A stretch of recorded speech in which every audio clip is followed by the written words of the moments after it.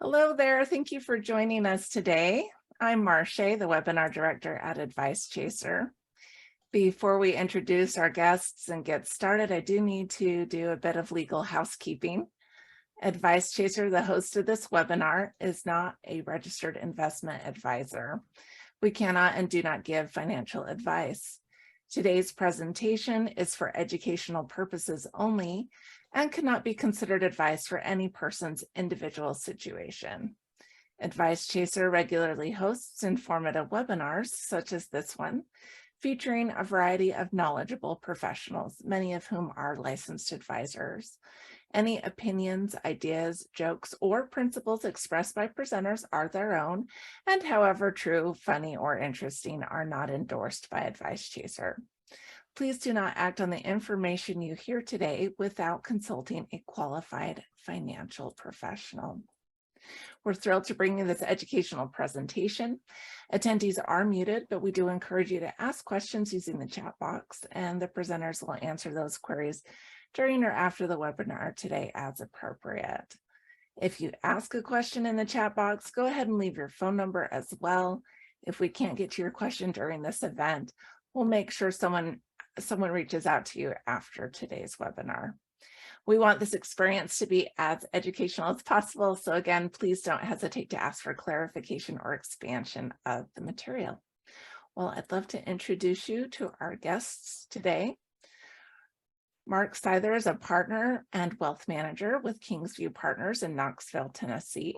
He has a Bachelor of Arts in Economics from San Diego State University and began working as a financial advisor in La Jolla, California. Mark enjoyed finding innovative solutions to clients' complex problems, and his desire to work with the entrepreneurial minded helped him thrive as a financial advisor. As Mark honed his skills as an advisor and planner, he looked for a platform that would better pair with his desire to work with clients needing advanced planning and specialized fixes. He found his spot back in Northern California in early 2017 when he joined Trust CFO and assisted in integrating complex tax and estate planning with wealth and investment management. Since then, he has collaborated with Josh Saunders to build Kingsview Partners, and together they assist individuals on wealth management and tax strategies. Mark, because you're off of video right now, go ahead and say hi so that people can see your face. Hey everyone, very excited for today's conversation. Josh and I go way back. We both worked at Trust CFO together, but we go back further than that. We have known each other our entire lives. So a lot of history with this guy, and very excited for him to come on and talk on this discussion as a pilot himself. Well, very good. Thank you so much for saying hello. And I'm going to tell you a little bit about our speaker today. Joshua Saunders is a wealth manager and partner with Mark Seither at Kingsview Partners in Knoxville. He's passionate about helping business owners minimize their exposure to lawsuits and creditor attacks, and serves as a risk and financial management for his clients' business and personal affairs. Mr. Saunders previously served as COO and partner at Trust CFO, but departed to better serve his business owner clients with varying strategies. Mr. Saunders has worked with one of California's top life assurance firms. Before that, he was a commodity and futures broker with Great Pacific Trading Company, specializing in commodity trading advisors in the alternative investment arena. Mr. Saunders started his career in the financial world in 2008 as the co-founder of a small startup hedge fund, Sky Blue Capital, based in Texas. Before entering the financial management business, Mr. Saunders filled his lifelong dream of becoming a naval aviator, bravely serving in the United States Navy for 9 years. Mr. Saunders has a Bachelor of Science from the United States Merchant Marine Academy and a Master's in Business Administration from Texas A&M in Corpus Christi. Mr. Saunders also holds his Series 65 as well as life, health, and variable insurance licenses, and probably most important for this audience, he is also a pilot for a major airline. So Josh, we're excited to have you here. And I know Mark and I have had lots of fun doing a lot of webinars for pilots, and we're glad to have you here as a guest today to speak I'm going to go ahead and turn over the time to you. Yeah, I'm excited to be on here and kind of give Mark and I's kind of 30,000 foot view or 40,000 foot view of what we really think pilots need and how we feel that what you should look for when you're kind of really trying to pick an advisor and how to get to retirement, right? And so, if you work for a major airline like I do, if you take the 15% match and 16% match, depending on who you work for, and you invest your money and do everything you should do, you're going to retire just fine. You're going to retire at 65 years old. You'll have, $3 to $5 million, depending on raises and things like that in your 401k, and you'll probably be just fine, right? You probably don't need to do a ton of planning if that's what you want, right? That's kind of like default plan. That would be just, if you just showed up, went to work, and came home and I got to retire at 65. Mark and I feel that there's a much better way. I don't plan on working till I'm 65, at least flying airplanes, because I have to. And so for our clients and for what I do for myself, I don't want that to be the default plan, right? So we want to do something better. And so what we really want to try and do with clients and with people, and if you're out looking for an advisor or someone that can help you, is how can we take that 65 number and bring it back down to 62, 60, 58, 59, right? And be able to possibly retire earlier, retire better, work less in your kind of in those, what we might call those golden years, or when you're older, older and don't feel like working so much. I fly with pilots all the time that are 63, 64 years old, and they're still grinding, right? They have to just go fly every day and pick up extra trips because they haven't planned well, and the market's down, 20% currently, and they're afraid they can't retire. And so our goal, and any goal when you're working with any advisor, is to make sure that you get to go, and times like this aren't a big worry, right? That doesn't derail the plan. You get to do it. And the biggest way that we think that is so important is running your retirement really like a business, right? So any advisor you pick really should run their retirement like you own a business. So what do business owners do, right? Mark and I have business owner clients, and when a business looks at their world, right, you have a great big engine in the middle, right? You as the pilot are that engine, and you generate a lot of revenue, right? So if you're the business engine, you're the widget seller, right? As a pilot, you're generating revenue, whether that's 200, 250, 300, 400,000 or more a year, as especially as you get older and you become a captain, you're generating a lot of revenue in there, right? And so what do we use that revenue on? How do we go get that revenue to go create more revenue? And business owners, they don't really care really how much work they have to do or what they want to do. They want to make sure that their money is working all the time, right? So I've never sat down with a business owner client that wonders what Jim Cramer said on TV yesterday or what stock he picked. Not one time. Business owners that we work with, or that people work with, they don't really care about that, right? That what's going on in the S&P 500 shouldn't matter. What really should matter is what rate of return am I getting for my investment, and how am I getting towards my goal, which is if I want to retire early, how do I get there? And so we really try and harp on that. Yeah, and real quick to jump in here, because this is another thing that comes up, on what you're touching on like, hey, you're going to retire and that's fine, right? And kind of that default plan. And so when some pilots or business owners look at do I need an advisor, it's important to look at, well, what else should an advisor be looking at, right? What else should they factor in? Because it's not just about what funds are in your investment account, right? It's about, hey, pilots have very specific work benefits, right? They have and those change when contracts change, right?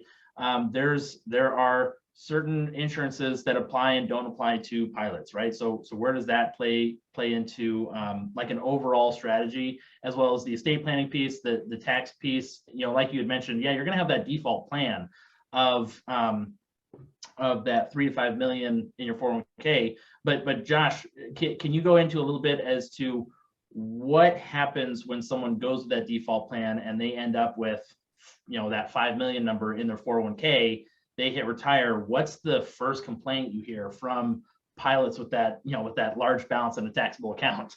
Right. Yeah. So if we look at that big taxable account, you have that big, nice, massive 401k. most of you don't realize that really 20 to 30% of that money really technically isn't yours, right? It's Uncle Sam's, right? It's the IRS's. They own that, right?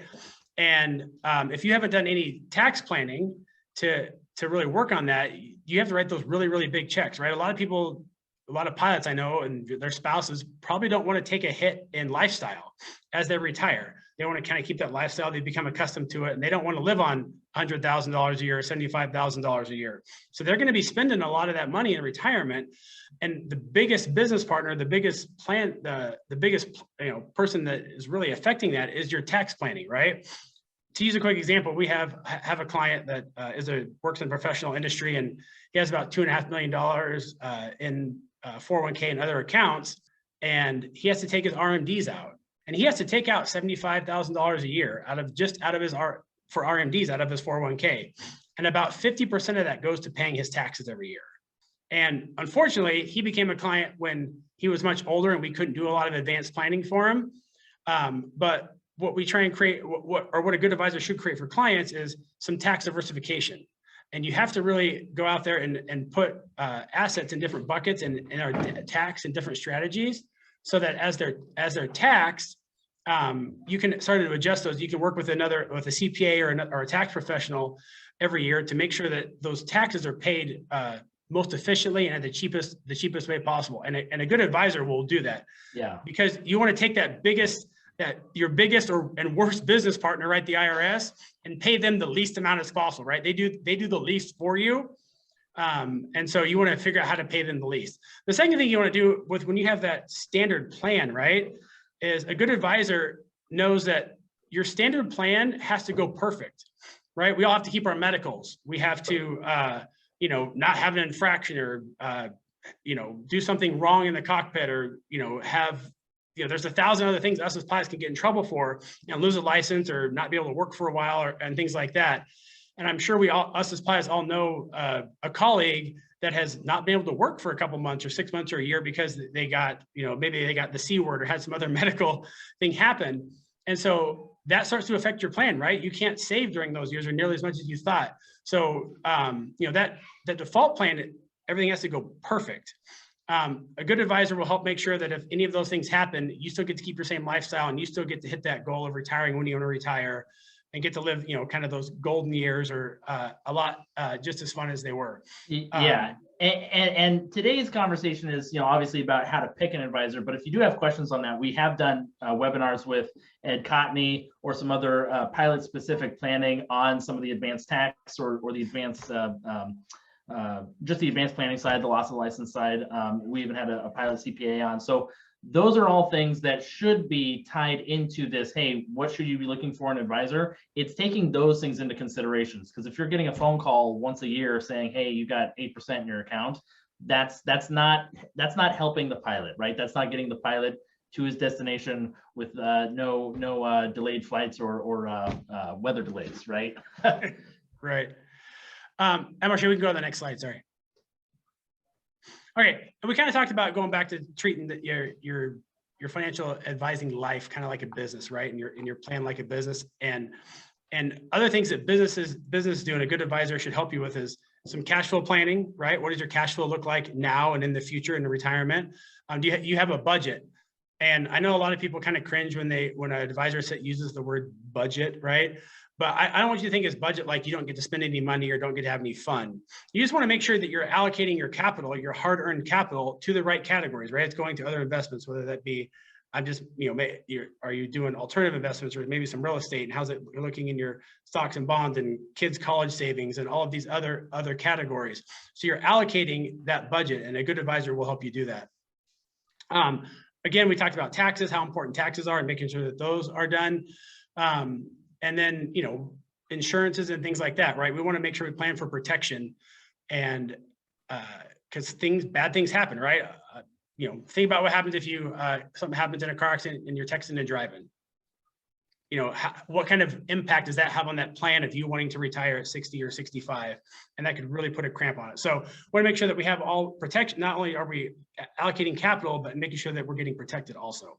Yeah. So a good plan is way more important than just picking the right stock or bond. And an investment advisor should should be really good at doing that, right? That should be their bread and butter. But those things kind of, as you go through a plan, become less important or less vital to all the other things that can go wrong. We want to make sure that you're really planning for those taxes and things like that. Yeah, and on that business analogy, right? So, businesses know when, hey, this is the slow season, or this is just kind of the business cycle, right? And an advisor knows the cycle that people go through as far as like, hey, you're going to experience, every time there's an election, things get volatile. Every time it's Christmas, things are going to boom. Every time, everyone has this like, oh, this is just that time. And so that's not really what your personal business should be looking for. It should be built around, hey, we're going to do this. And then if there's a long-term care event, here's the backup plan. If you get a concussion, can't work for a year, here's the plan. If there's another COVID-19, right, and furloughs are being handed out left and right, those are the things that are not predictable. And a good business is going to have those contingencies, right? A good business is going to say, we saw that during the pandemic. We're good businesses. We're like, hey, here's the ways that we were able to pivot our business model and make people work from home, right? So that's really what you want your world to look like when when times are good, you're making money, you're picking up flights. Is how can I scale this thing to not be impacted by those unforeseens? Yep. All right. Yeah, actually, there we go. So us as pilots, right? We kind of have a very, very niche world, right? I mean, there's really not. Currently, there's not a lot of us, right? There's a huge pilot shortage going on in the economy, but we kind of have very, very unique circumstances that need to be addressed. And we kind of talked about loss of license and loss of medical and things like that. But also we kind of work differently too, right? Whether you're working corporate or working commercial, whether it be freight or with passengers, we work 3 or 4 days on, or 3 or 4 days off. And we just kind of have a different lifestyle, right? Sometimes you can't meet during the week, or we have to meet on the weekends and things like that. Hopefully you're senior enough in your career that you don't have to, you're not working a lot of weekends anymore. But I know for some of the younger guys, they work during the week and they can't meet with people. So pilots just have this really just kind of a different, they kind of view the world different, right? We're kind of zombies. Like I remember just last week I was sitting at at a hotel eating Thanksgiving dinner by myself. I had deadheaded into Omaha, and I was eating dinner by myself on Thanksgiving. To me, that seems totally normal, right? That doesn't seem to, I mean, I wasn't excited about it, but that seems totally normal to us, right? As a pilot. And so we just have really, we kind of view the world a little different. Also, we're kind of type A personalities, and we're, a lot of us are, we're all really, or we think we're really smart, and we know what we're doing, right? Because we're used to being in charge, we're used to taking over and being in stressful situations. So you kind of have to, you want to go find an advisor that can kind of work with that personality, right? We research things to death. We, read and we talk to other people, and we sit in the cockpit and talk for hours at a time as we're flying cross country or across the ocean. And so, we really want someone that's a mentor and kind of an equal. And so a good advisor will kind of come at that and give you lots of data and make you handle all the things, but he should also kind of sometimes want to put you in your place, right? He doesn't tell you how to fly airplanes, and I kind of hope you as a pilot don't tell him how to run your financial world, right? You don't want to butt heads, because a good advisor is really good at what they do. That's why you hire them. Just like you don't want the advisor telling you how to fly an airplane and make a great landing, right? If you fly a Boeing 737, that's kind of hard to do anyways. But you kind of want someone who's also that type A, and someone that can really get you to where you need to be, and get you out of your bad ideas. Because us the pilots, we sit and talk about things, and we think we've had some good ideas, and sometimes they're not. So you want to make sure that you're making good decisions. We're running the stuff through a very logical, well thought out scientific process to handle all that stuff. Now, luckily, usually if there's something someone is trying to accomplish, there's more than one way to get there, right? And so that is something that can be a discouraging experience for an advisor for a pilot, where they say, hey, this is what I'm trying to do. And the advisor is just like, nope, we got to do it this way, right? Got to do it this way. So even if you're not liking what the advisor is putting forward as a solution, they should have a couple different ways to accomplish the same thing. So, and I do know from personal experience, some people who, they've said, well, yeah, I left who I was with because they kept coming back with just the same thing over and over. And that can, if you're someone who, you're like, hey, you may say it's work, you may swear by it, but I hate it. And it's not my style. It's not how I want to do things. And so if that is something you're experiencing, just know that, that should be a criteria in your how to pick a financial advisor is, are they able to take my likes and dislikes and not necessarily just do what I tell them to do, but at least show me more than one way to accomplish the same goal, right? So definitely take that into consideration, when interviewing your advisors. Yeah. And again, if you go to an advisor and all they're going to tell you is how to rebalance your portfolio, and that's their sum total of their financial advice, run. That's all I can tell you. Go find somebody else, right? Because they are not doing you a great service. You can go hire a robo-advisor that'll tell you how to do that for free, basically, somewhere on the internet, right? And so we just don't think that's good advice, because your problems or your journey is so much more complex than what stocks or bonds or mutual funds to buy. And so you really want to make sure that as they're coaching you through getting you to your goals and your family's goals, that they're taking this big holistic view of kind of what goes on in your world, what your world looks like, how you like to invest, what risks you like to take, but then also kind of just all the other things you have going on, right? And because you as pilots are very, very unique. All of us, we're little angels in so many ways, or at least we like to think we are. We're the smartest people in the front of the airplane. Yeah, and really having that business mindset. And so to build lasting wealth, as Mark and I talked about, we have worked with lots of business owners, and like they don't really care. Again, I'm going to reiterate this again. They don't really care what the S&P 500 does. Now, in some broad strokes, they do, because that might affect their business and their economy and how the world's going. But if their retirement is down a couple of percent or even 20%, they're going to keep working and keep driving and looking for opportunities. And so an advisor that you're working with should also be pushing you towards those things. It shouldn't be just, hey, we rebalanced and just letting it ride and keep going. You should be allocating your hard work, your hard-earned capital, to go and find other ways to invest and how to get that planning done. Whether, again, that be real estate, alternative investments, setting up tax planning and tax shelters, running a business. I fly with lots of pilots that own side businesses. They really do. And that's a great thing that your advisor should talk to you about, because those are great ways to shelter taxes and things like that. Again, make sure you talk to your CPA before you do any of that. But as your business, it might be something you like to do. Some guys work, they might work 12 or 13 days in a row and then have 14 or 15 days off. And they teach at a flight school, or they fly corporate on the side, or they do different things. And so there's other ways that you can go build income and create wealth that are very, very unique to you as a pilot.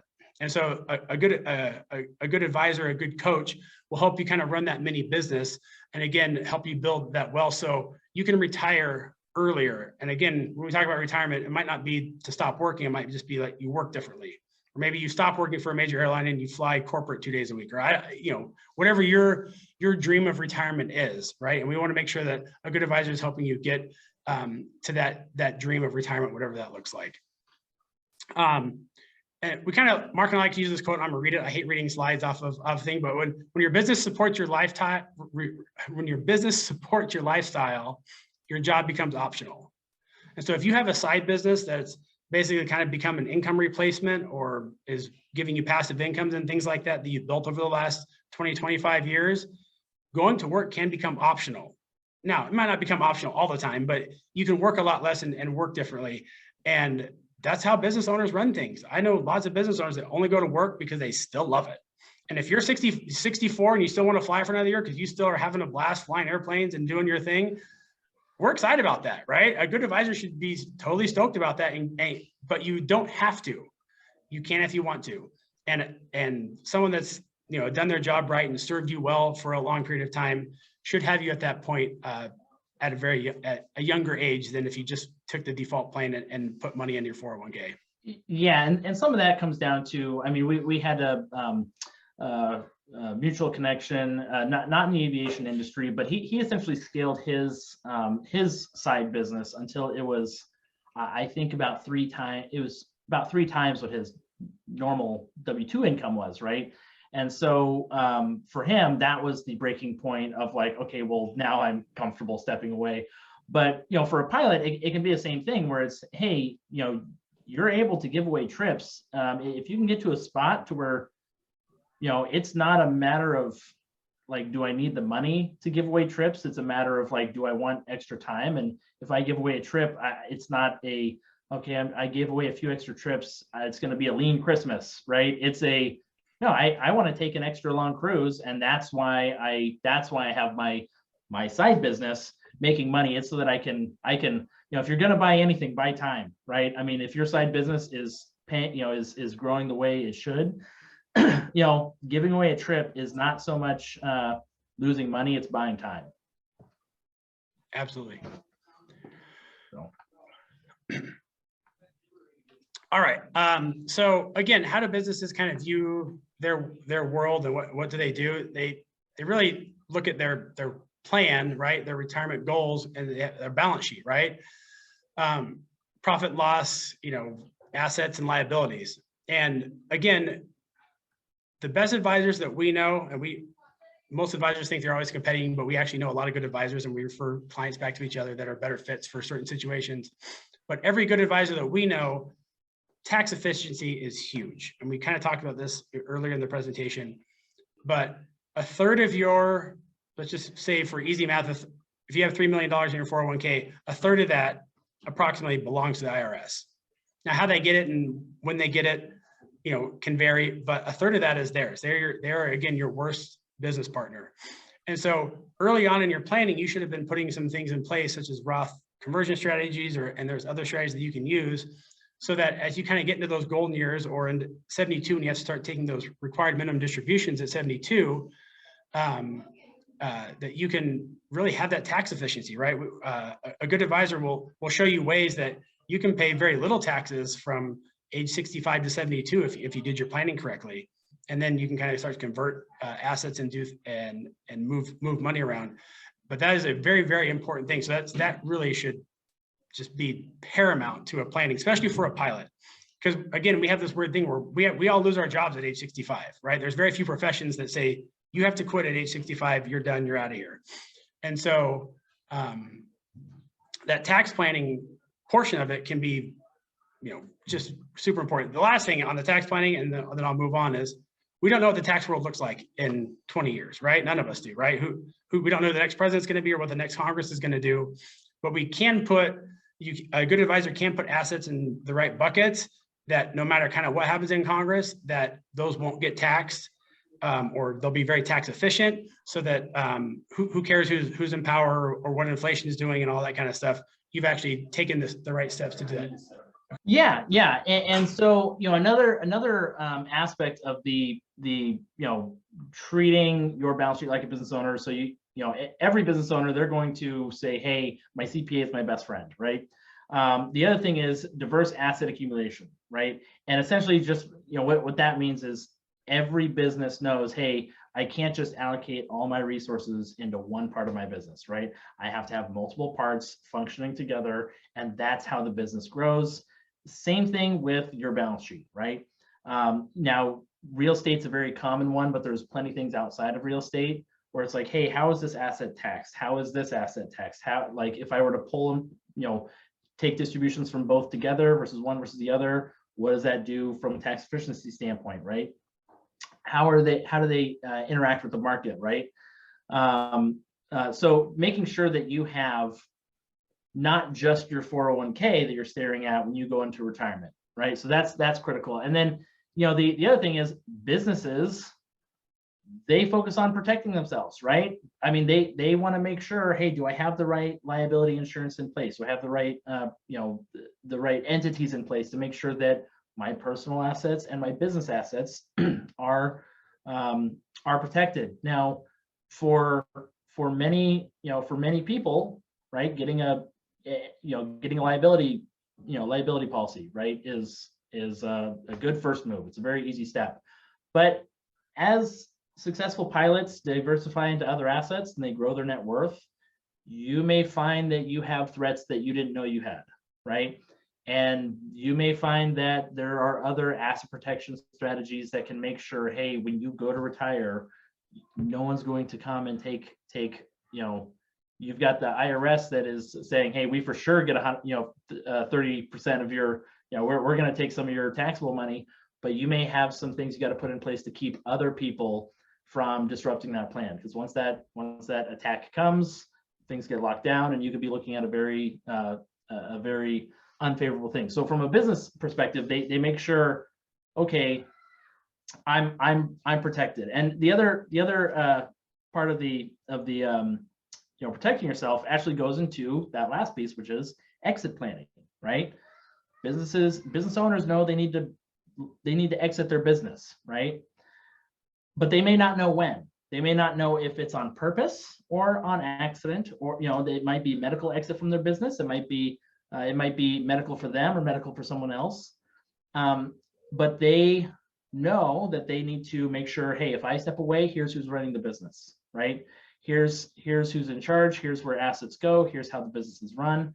Same thing with your balance sheet, right? A good advisor is going to focus on, hey, do we have the right things in play to where if we can't get a hold of you, you're in a coma or whatnot, we know who's in charge. We have the right things in place to make sure your business is still running, right? If you were to have a unfortunate exit, right? An ascension that just goes all the way up, right? Where do the assets go from there, right? That's part of that. That's part of your exit planning, right? The other side of the exit planning is, how do you exit out of certain assets, right? So you may be building assets, but you may be looking at a large taxable event, or very common one is when people scale up a real estate portfolio. They're like, all right, well, sweet, I did this, but I want to get out of real estate and I don't know how to do it without getting clobbered, right? So that's an exit planning opportunity where business owners know, hey, if I do this thing in my business, at what point do I do that forever? Do I eventually back out? And that is a huge part of treating your personal wealth like a business. Is probably the easiest example, which we use with pilots and business owners all the time, is with these qualified plans, is, hey, if you're putting money in without any idea, or any thought as to how you take them out, it's not a financial plan. That's just a savings plan, right? You're just putting money in a thing. What's more fun than saving? Spending, right? So you should probably focus on spending, right? Everyone loves spending. I love spending, right?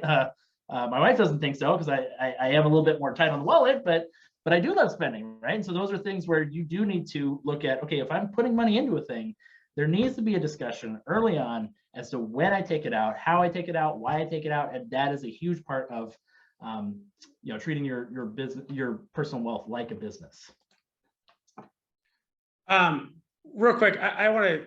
There's a story we like to tell when we talk about the protection part of it, and that's a big part. We'll talk about the tax efficiency here in a second, but at our previously we had a potential client, ended up not being a client. That we kind of call this the goat lady story, because she was a lady that was a professional. She retired and did everything right, had a great 401k, a great retirement plan. Everything was going great. Her husband had passed, left her some assets, and she had her house, and she retired. She kind of retired in the hills of kind of in the Northwest, and I won't be specific about it.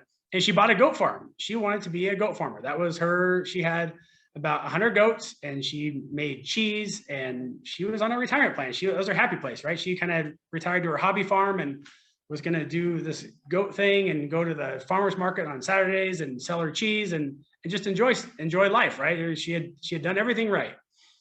She also had, but unfortunately, she had a group of friends, and every Tuesday night they would go down to their little town, and they would all sit around and have dinner and have a glass of wine or a cocktail and go home. They were kind of a group of single ladies, and that's what they did. It was great. Life was good. Well, one night she had gone to dinner and had her glass of wine or two and got in the car and drove home.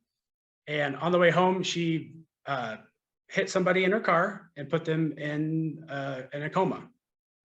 And cops came, all that, drew blood. She wasn't intoxicated. She wasn't legally over the legal limit, but she did have alcohol in her system.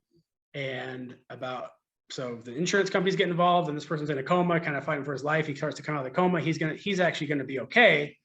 But unfortunately, she didn't have her insurances in place correctly. And she had about $250,000 in liability insurance. And I took the call right after the head of claims from a national, well-known insurance company called her and said, hey, just so you know, the person you hit is coming out of his coma. He's going to be okay. But we are writing that party a check for our portion, the liability portion that you have of $250,000. And just so you know that they have hired a lawyer and they're probably going to come after you. And they did. And so now here she is, retired, owns a goat farm, and she is now facing a massive lawsuit because she didn't have proper protections in place. And it was really, really a very, very sad and unfortunate situation.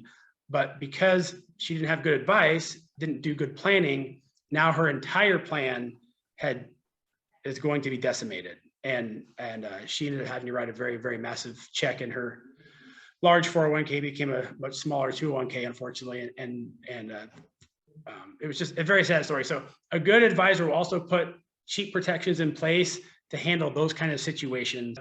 That plan and not having the right protections in place and a poor plan unfortunately cost her dearly. And I hate telling that story. It's absolutely terrible.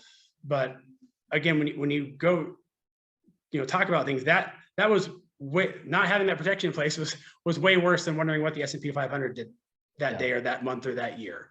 And so again, a good advisor should take care of that stuff, and you should know that if something bad or tragic happens, that you're protected. And so please make sure you get those proper protections in place, and you're working with your advisor that you're handling that, because it really can be devastating. Now, luckily, we can't go into the specifics on the asset protection piece, but we have done 2 webinars with Brian Bradley with Advice Chaser, and if you want, he's done an endless amount of podcasts and webinars. So he's a great resource. And in the webinar we did with Advice Chaser, he does do a breakdown of, hey, here's kind of the threshold at which you got to start looking at upgrading these various levels of protection. So yeah, I'd encourage everyone to check that out if that's a concern. Okay, so tax efficiency, real quick. How do you pick when you're picking an advisor and they're talking about how you're planning for taxes? A good advisor should either know a CPA or refer you to a really good CPA. And Mark and I's #1 rule when we help people pick an advisor and then point into a CPA is, if your CPA does not have a planning meeting in September, October, November of the year before, they are not a CPA or a tax planner. We call it. They are just a tax preparer. If you only meet with them in February, March, April, before April 15th, before your taxes are due, or if you're on extension, sometime in the summer, if you don't meet with them to do that tax planning, they are just basically telling you what the damage is, how much you owe, and they're not doing any tax planning for you. That's not a professional, that's a preparer.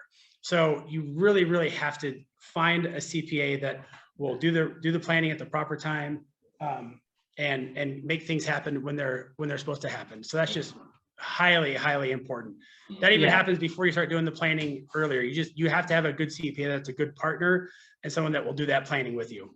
And in addition to that, I mean, a good advisor is going to also know your CPA, right? If a good advisor is going to have your CPA's contact information. I know I get phone calls from some of my clients' CPAs of like, hey, about ready to have the meeting. Here's is there anything we need to know or talk about to better prepare? So that's also something that in an advisor you should look for. Hey, are they having a year-end tax review? Are they getting your CPA's contact information? And is it very evident that that's a cornerstone in their planning? Because if it's not, then your CPA might be just a tax preparer, and the advisor might end up being just a rate of return report runner, right? Where there's like, well, yeah, you made 8%. Anyway, see you next year, right? And that's not a wealth manager. Yep. So for a lot of us at the major airlines, we know that a lot of us are in contract negotiations. I think unless you work for Alaska, you're not in contract negotiations anymore. So if you're an Alaska Airlines guy, congratulations. You guys did great. Congratulations on the new contract. But for the rest of us that we're still in negotiations, we don't know what, kind of how the 401k direct contributions kind of plan out. Are they going to do the cash-based or stock-based cash balance plans? Is there other opportunities? Can you buy stocks at a discount?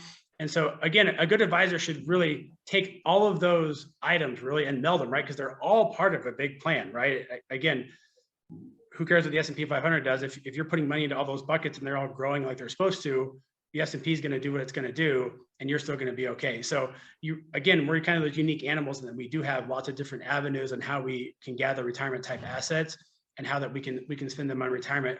And again, doing them tax efficiently, which is just massively, hugely, and very important.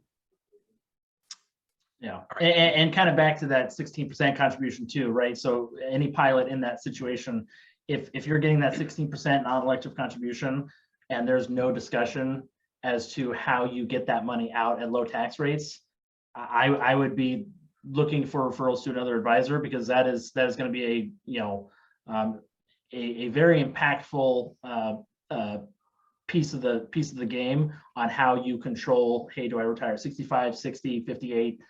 That's going to be a major piece of it. On the diverse tax accumulation, right? Because that's kind of the next phase of picking a good wealth manager. There are ways to build wealth inside and outside of Wall Street, and so if you want to go to the next slide, we can touch on. There are things like real estate portfolios. If your side business is large enough, you can actually sponsor your own qualified plan, right? You can do things in that avenue. So you can do self-directed qualified plans where maybe you want to buy real estate, but in your own 401k or simple IRA, right? There's many ways to do that. Alternative investments are another a great thing to look at, and so. Really from a wealth manager's point of view, right? If you're looking at, hey, who is going to help me build my wealth like a business? Business owners still have, a lot of them still have investment accounts, right? A lot of them still have the 401ks, they have that. But a lot of them also realize, hey, my business and my hard assets also make me money when times are hard, and they're also really good things to have on the balance sheet. A good wealth manager is going to factor those in too. So really having someone who's not just looking at that tax component, not just looking at that investment piece, but saying, okay, where do you want to go? How do you want to take this money that you've made, pay taxes on, paid yourself, and then it should go from here to what you want to build, right?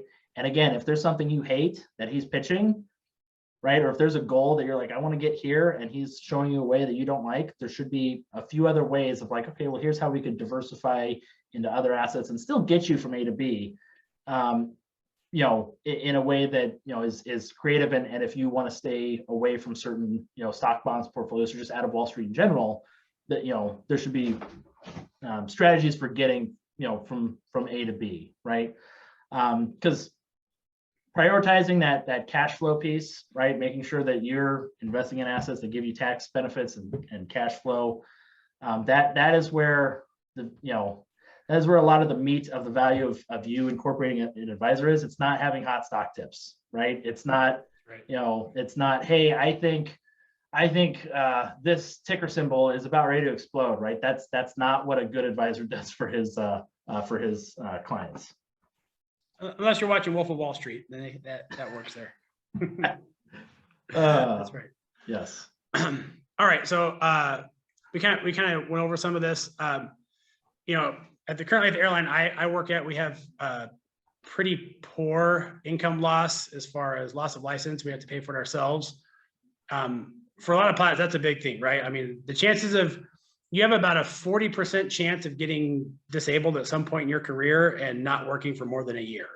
And for pilots, that can be super simple, right? I mean, something like we have a client that got in a race car accident a couple weeks ago.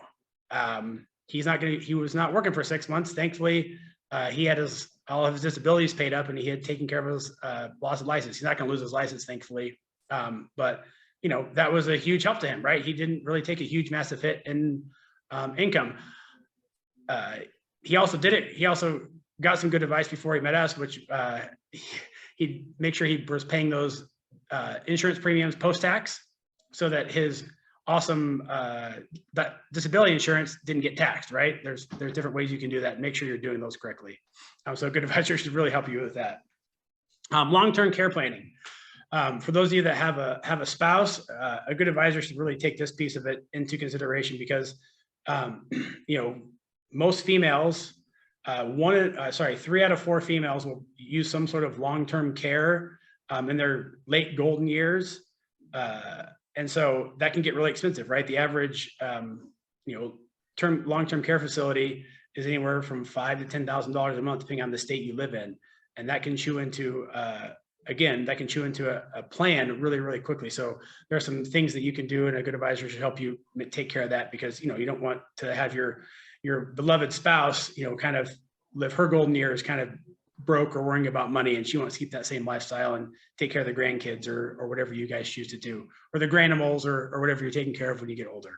So again, go ahead, Sarah. I was gonna say, and this can be a complicated one too, because the other thing we've seen with pilots specifically is, the later into your career, you're making a very comfortable salary, right?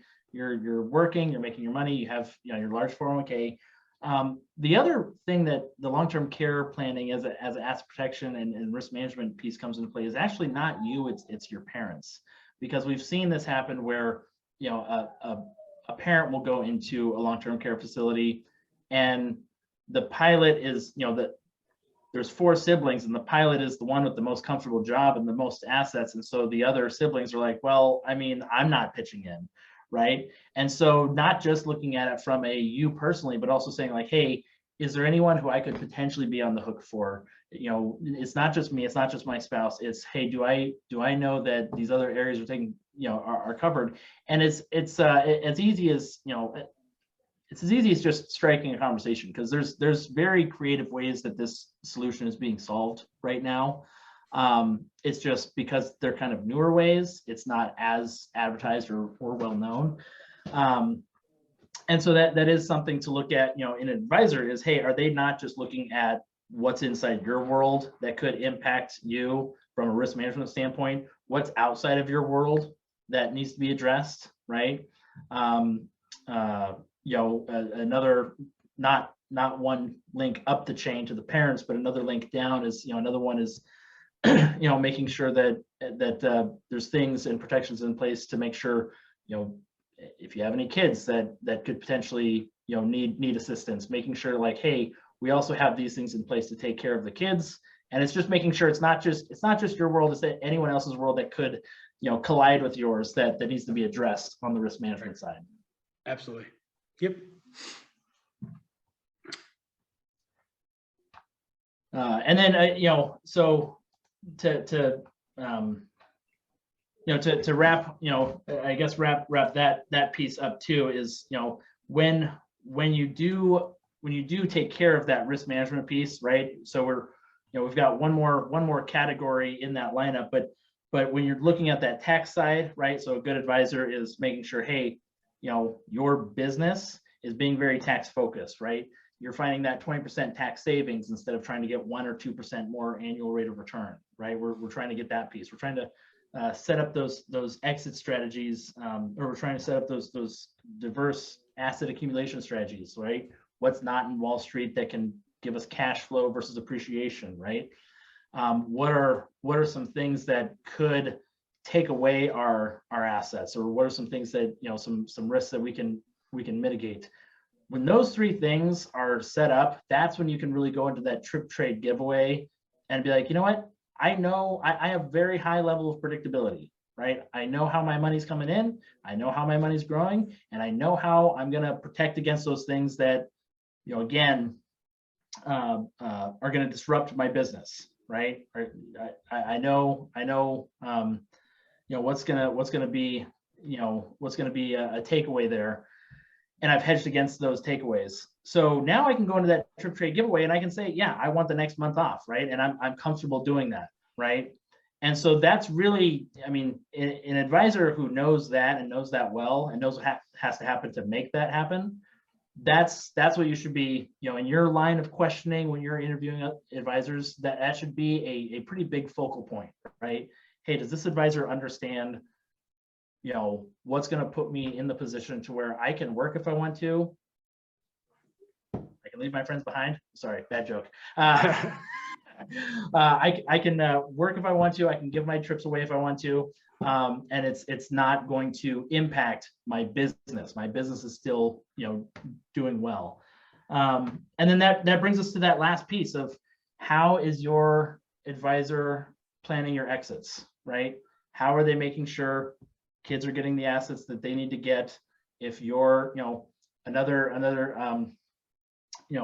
thing is just who has the medical authority to make medical decisions, right? If you are in a coma, are your wishes lined out so that it's not someone deciding to pull the plug, it's them just following your direction and they have the authority to do so. Estate planning, that's a often neglected topic of, an estate plan is essentially just a business, a sale of a business, right? You're transferring the owner of the business to someone else, right? And if a business doesn't do a good job doing that, they're going to lose a lot of assets in the process. Well, if you don't do a good job in your estate plan, or you don't do an estate plan, you're going to go through probate, right? You're going to lose to probate fees. You're going to, people are going to get money you didn't want to get money. The government's probably one of those. Attorneys is another one, right? So setting up those exit strategies of like, okay, here's who's going to inherit things. Here's who's going to make medical decisions. Here's going to make financial decisions, and then also just moving out of assets you no longer want on your balance sheet. So a good advisor will go through and make sure that's all done correctly, because they kind of know that if something happens to you, they got to help clean up this mess also. So they want to make sure that your money goes exactly to where it needs to go, that your family's taken care of, that your kids are taken care of. Again, I would tell a lot of you too, you're going to do very well in your career, and I hope you have your estate planning documents done so that if God forbid something happens to you, that your your spouse's new companion doesn't get a lot of your money, right? There's ways that you can set that up to make sure that those assets go to your kids, that your spouse gets taken care of, but your kids still get all those hard-earned dollars. So please make sure that you and your advisor are going over those things, because they are really, really important. We can't emphasize it enough, because it just leaves a huge mess, and it can create lots of family drama that we don't need anymore in this world of family drama. So please make sure those documented and everything is taken care of. Yeah. Oh, I was just going to say one thing that we do always like to touch on, and I think it's a good thing to end on, is make sure that when you're sitting down and interviewing advisors, that they're also taking into consideration your history, right? I can tell you personally, like my family has had certain things happen financially, and it's put me in a position to where I'm like, hey, I know some people do that. I'll never do it. Have a bad experience with it, right? And so that's also a very critical piece. Is I think if an advisor just goes straight into the, hey, we're just going to look forward and this is what you should do, without looking at, hey, where have you come from? What has been either very good or bad, or positive, negative, experience, or just kind of how you were raised. That is going to be a very critical piece too in how you move forward. So make sure when picking an advisor, you're going with someone who knows you, right? They don't just know how much money you make, right? They know, like, hey, here's where you're from. Here's what's happened to you in the past. Here's some critical things that have influenced your opinions of money, because that's very vital information on how those other pieces get built. All right, well, we are coming right to the end of our time together, but I do have a couple questions that I've gotten in here, Mark, so I'm going to go ahead and send those to you. And if we can discuss those, and then we'll go ahead and end up. Yeah, so we had, I'm wondering if this is someone who has this on their mind right now. Do you find that most pilots have a second career or side business in addition to flying? And the answer is yes, right? We've seen this time and time again where, we also know that sometimes they budget in like, hey, I can do this side business and it's going to require me to just pick up 2 or 3 extra trips to fund, help fund it for the next year, right? So there's some strategic, like, hey, if I want to do this thing, I've got to pick up X amount of trips for the next year, and then I can start giving away more trips, right? So that is a very common thing. Yeah, Josh, I know lots of pilots. I mean, I know a pilot. He owns a real estate. Sorry, geez, they got in value properties for an appraiser. He's a real estate appraiser. Geez, I couldn't get that out of my brain.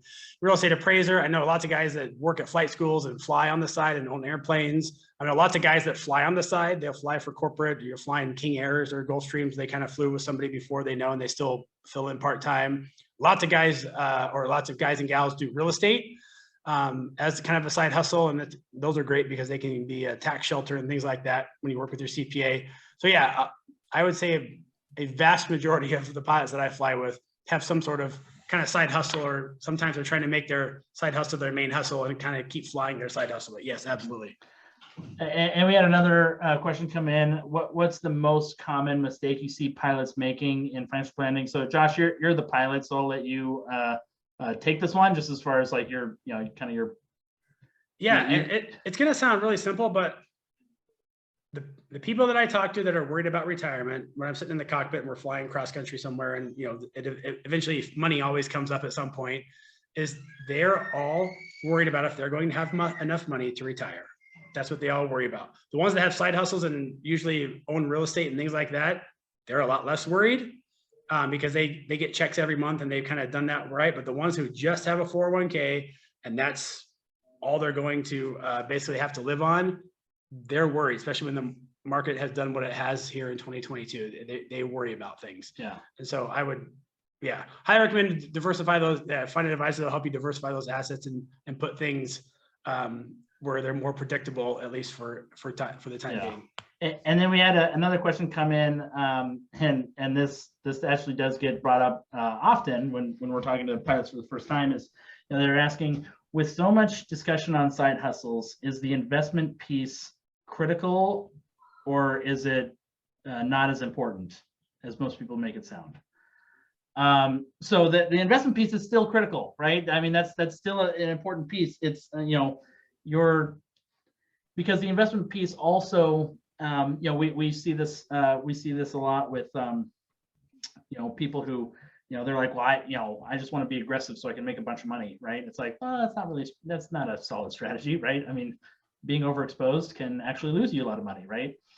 And so having the strategic investment component to then integrate with that side hustle or with that outside planning, that's really, that's where you don't want to ignore. It's not that this one's important and this one's not. They're both very important, and one of the most important things is that they're working together. And so it's not a, okay, I'm going to have just my discussion on the investment piece, and then I'll have my discussion on the side hustle piece, and it shouldn't be a hierarchy of, well, the side hustle piece is more important, so I'm going to neglect the investment piece. No, they're important together, and so you got to make sure that is incorporated together when you're looking at how you structure things in the future. Because again, I think the most common thing I'll see is people will be very aggressive if they don't have a side hustle, and then they'll all of a sudden get a bit more conservative when they realize that their investment accounts are helping build their side hustle. And so it's that important, like, throwing it at the wall and seeing what sticks. That's not going to just make my account go down. That could also make it to where my side hustle is no more, right? So making sure those are integrated plans is very critical. So yes, still an important piece. All right, well, I think that's all the time we have for questions, and I want to thank both Josh and Mark for being here. What an informative webinar. I hope our pilots who have been on here or viewing the recording have gotten a lot out of this. We want to thank the organizations that have made this webinar possible today, and look for an email soon with a link to the replay of this event, and you're welcome to share that replay with friends and family. Here at Advice Chaser, we're all about helping you find a financial advisor who's a great fit for your life and your financial questions. Our matching service is free to you, and every one of our advisor partners is committed to offer a free initial consultation to anyone we introduce them to. Find out more by going to advicechaser.com and clicking on the link to find an advisor. Well, once again, from Advice Chaser, thank you so much for coming, and we hope to see you at another webinar soon. Goodbye, everyone. Thanks. Bye.